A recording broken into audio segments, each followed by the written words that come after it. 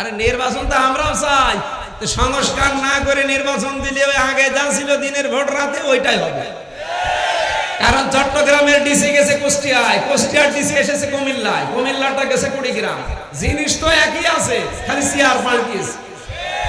আমরা যাই 1628 জন মানুষ দেশের দায়িত্বে ছিল, একটাও যেন চেয়ারে না থাকে, প্রত্যেককেই পাল্টানো লাগবে। ওখান থেকে পাঠিয়ে যারা এই বৈষম্যের শিকার ছিল তাদেরকে ওখানে বসানো। নির্বাচন 5 দিন পরে না, কালকেই দেন, আমরা রাজি আছি, এই কথা বলেন।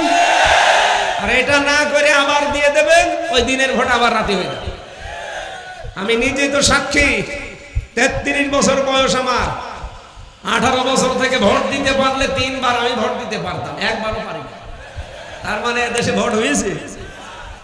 জীবনে যে ভোট কেমন করে দেয় তাই তো জানি না।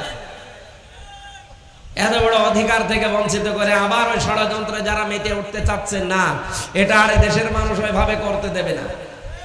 অনেকে বলছে এটা জামাত ইসলামের কথা, শিবিরের কথা। কে বলিস আপনাকে?